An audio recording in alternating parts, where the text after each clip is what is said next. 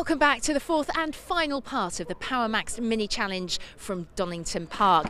Now, the new season has attracted lots of new drivers across all classes, and in the Cooper class, Nathan Harrison is already making big waves. In fact, you're only 18, aren't you, Nathan? And you're driving like a pro out there, I've got to say. Yeah, it's been a fantastic weekend. It's a rookie weekend in the Mini Challenge. It's a great championship. We've come in with a first and a second. So I have to ask you, I mentioned that you're 18, but you've actually got quite a lot of racing history behind you. You started really young. Yeah, we started young. We've done karting. We won the British and Vice European champion. Then we've been out racing for the last 2 years, and we managed to get ourselves a budget this year with a few sponsors, and we come to do the Mini Challenge. Yeah, loving the car, so much fun to drive, and we was coming this weekend just hopefully getting the top 5, and we've had a win in the second, so that's a bonus. Well, brilliant. Well, good luck. Enjoy yourself, and good luck in the final race of the weekend. Thank you very much. With the last Cooper race cut short due to that dramatic overturn by Henry Neal, here's hoping that the Coopers can get a full race in to complete the Minis weekend here at Donington. Ben, over to you for the grid. Thanks, Michelle. Well, the top 4 reversed, of course, for this one, which will make it plenty lively. Let's have a look at how they are with Mark Wakefield in pole. Alongside him is Simon Walton, then Nathan Harrison and Ricky Page, Darren Chatt and Matt Hammond, and Max Lever and Adrian Norman. Not unsurprisingly, Henry Neal unable to take his place on the grid, but fortunately he is okay. The car rather less so. As away we go, it's a very good start once more from Ricky Page as Matt Hammond gets immediately into defensive mode, and Martin Paul sporting some battle scars at the back of the field as they turn into Redgate Corner. And it is Mark Wakefield who leads the way, and then we've got Simon Walton scrabbling around for places behind. Also looking to make progress is Ricky Page. There is Ricky, bursts out of the bubble now, almost 3 wide. Down the Craner curves they come. Big bump over the curve for Ricky Page, but it is Wakefield who leads, and this is going to be really tricky for the drivers. We're into the late afternoon, and therefore with the elevation changes at Donington Park, some of these corners they're going to be arriving into with the sun directly into their eye line, and that at best will make it tricky, at worst will make it really very challenging indeed, particularly as they climb directly up the hill into Coppice out of McLean's. So it's through Coppice they come now, and on to the back straight, and it is Wakefield who leads the way just from Ricky Page. Ricky Page in his bubble, then bursts out, draws alongside, and is Page going to chance his arm on the brakes? I think he might. He certainly brakes later than Mark Wakefield, but Wakefield has got the inside line, he's got track position, and he's also got a bit of a wiggle on coming out of the chicane, and that is the opportunity for Ricky Page to challenge, with Simon Walton as well in pretty close pursuit behind. There is Walton in the silver and orange car. Now, has he gone past Wakefield? Yes, he has. Just got his nose in front and boxes Mark Wakefield in. That's a really nicely judged move from Simon Walton. Well ahead, really, of the behaviour of his car. Here is another look at them coming down the back straight for the first time, and you can see almost fanning out 3 wide. Ricky Page, now that he is able to get out front, will he be able to break clear? He certainly would appear to have had the pace, but again, these Cooper class cars, slipstreaming is all important. It was that bumping over the chicane though from Wakefield that gave Page the opening. Meanwhile, into Redgate Corner, we've got this 5-way scrap just a little bit lower down the order, but they are all very much in the mix. Adrian Norman, one of the cars preeminent in that, also Max Lever as well. Downhill through the Craner curves. And this section of Donington Park really just flows. As a driver, you almost have to let the track do the hard work. It's Darren Chatt who's at the very head of the queue, and then Matt Hammond chasing along just behind him. So there is the white car of Chatt, the blue car of Hammond. Darren Chatt just left out a little bit wide there, possibly through McLean's. It means they go up towards Coppice again. Chatt to the outside, got somebody through the grass. That is Adam Davey.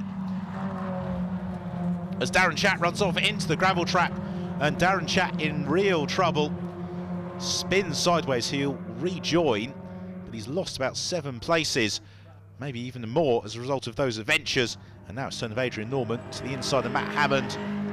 Hammond tries to close the door on Adrian Norman. Nothing doing there, and Adrian Norman able to sneak through, gains the place. And Max Lever moving on his way up past Max Bladen. Meanwhile, we return to the battle at the very head of the field. Ricky Page from Simon Walton, then Mark Wakefield, Nathan Harrison, fourth in the queue, and that leading quartet now, as you can see, quite some way clear of the pretty ferocious squabble that is underway for fifth position. So out of the old hairpin, and this time it's Mark Wakefield's turn to run wide. That may give Nathan Harrison the opportunity to challenge through Swans Curve. Doesn't quite happen as Max Lever has a spin and gets collected at very high speed by Martin Poole, and that is a big accident, a lot of damage to Max Lever's car, and contact as well. Max Bladen makes contact with Adrian Norman, and Norman tipped into a spin. I think he's lost the engine, possibly gets back underway, but we may well be seeing the intervention of a safety car. Indeed we do. Let's have another look at it. Max Lever goes sideways, then the other way. Nothing Martin Poole could do as Lever spun back into his path. And they build these mini challenge cars very strongly. Therefore, fortunately, both drivers okay. Here's the contact. Max Bladen very optimistic if there was a space there to the inside of Adrian Norman. Therefore, Norman goes sideways. Well, the race getting back underway, and it is Ricky Page who is clear ahead of Simon Walton. Then we've got the battle between Nathan Harrison and Mark Wakefield, and Harrison looking to the outside of Wakefield in the red car. Wakefield, you can see, consults his mirrors regularly en route to Redgate Corner, and Harrison might be able to swoop back to the inside as they come down through into the Craner curves, and indeed that's exactly what happens. Harrison able to get his nose in front of Mark Wakefield. Wakefield looks to challenge, but Harrison elevates himself on to that final podium place. We've only got about a lap and a half remaining, if not a little bit less than that, as the crowd watch on from the grandstand. The teams watch on expectantly from the pit wall as Simon Walton defends from Nathan Harrison, who's close up onto his tail late on in the race. Accelerate through, and there is the checkered flag. The win goes the way of Ricky Page. Second place Simon Walton, and Nathan Harrison completes the podium just ahead of Mark Wakefield, with then Max Bladen in fifth ahead of the chasing pack behind. Thoroughly entertaining race then from the Coopers, with Ricky Page victorious from Simon Walton and Nathan Harrison. Mark Wakefield, Max Bladen and Matt Hammond complete the top six, and Adam Davey a very solid seventh. So time for the final podium celebrations of the weekend, and Ricky Page possibly in need of a new mantelpiece with all the silverware that he's collected on his trip to Donington Park. Some great racing though throughout the field. Then we'll get a quick word with Nathan, I wasn't sure we were going to see you again on the podium this weekend, but you did it. Yeah, I think it was about 3 laps to go. Mark was defending. I was thinking I've got to get past him. We done the switch back on the first corner, and we come away this weekend for 1, 2, 3. I'm really happy, yeah. Couldn't believe it being up here again 3 times, you know, all this time waiting and finally done it. I've put a lot of practice in over winter and it's paid off. Yeah. You managed to swap places, didn't you, with Nathan as well this time round? Yeah, it was, managed to get another second, so I've got 2 seconds and a third over the weekend. Fantastic. 2 wins on the same day. You must be a very happy man, Ricky Page. Yes, what a day. After we sorted our problems out, the guys worked really hard on the car last night and this morning, and what a day. That's what we came to do. I would congratulations to Nathan Harrison, broke my lap record. I'm not particularly happy about that, but good luck to you. So in terms of the championship standings then, after the first 3 races of the year, Ricky Page out front, just 3 points clear of Nathan Harrison, with Simon Walton in third from Mark Wakefield, Matt Hammond and Darren Chapp.